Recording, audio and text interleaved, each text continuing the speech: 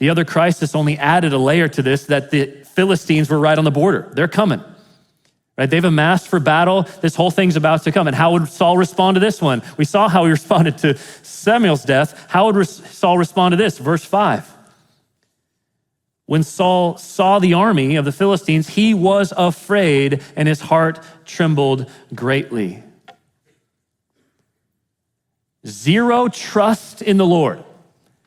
No remembrance of all that God had done for generation after generation for his people. He came through, he defended them, he defeated the enemy. He completely forgot all of that. He just looked at his circumstances with utter terror.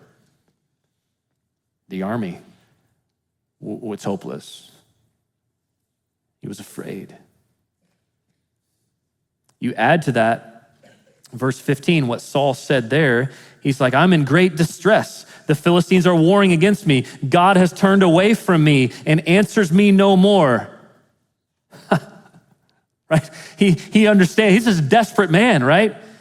He is terrified of the army. He knows God's abandoned him. He's so afraid that here in chapter 28, he breaks God's explicit law against the spirit world. That's how desperate he is. God's not speaking. The army's right here. I better go find a way. I guess I'll use this way. Samuel, I need you. I got to find somehow. And he just tries to figure out an answer, and he breaks God's law in doing so. Quite the comparison to David, right? Again, David's not perfect. We'll see that again in the 2 Samuel passages in the fall when we get to that. Like it's clear David's not perfect, but David consistently came back to God when he was confronted over sin. He kept coming back. He kept returning to his trust in Yahweh. He said, God, I know you're gonna work this out. God, I know I strayed from you. I need to come back to you. I know you're gonna work it out. I'm gonna trust you. Saul at the complete opposite end of that spectrum.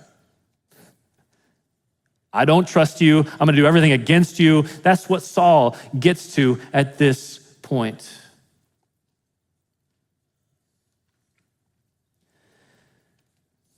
He responded to crisis very differently because something in his heart was very different than David's.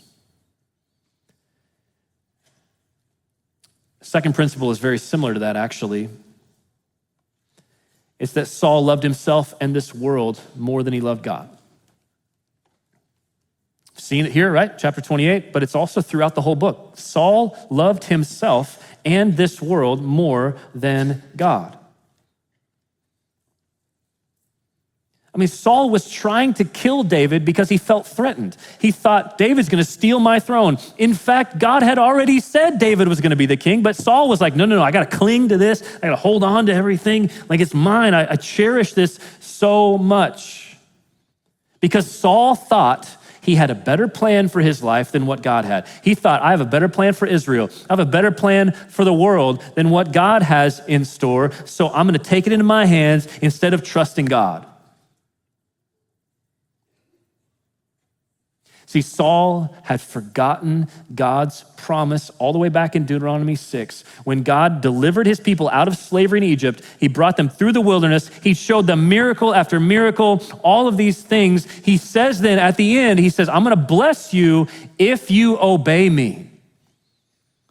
If you keep this covenant, all of this will be yours. All of this will be a blessing. If you, the covenant is, if you, Deuteronomy 6:5, love the Lord your God with all your heart and with all your soul and with all your might.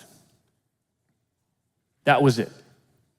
Like, if you guys want the blessing, love me with everything you are. That was Israel's primary responsibility. That was Saul's primary responsibility, to love God first and foremost above all else.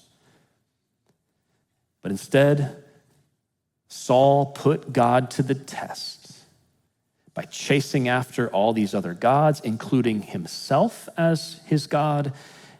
And what it did is it kindled God's anger against Saul. Saul loved himself and this world more than he loved God.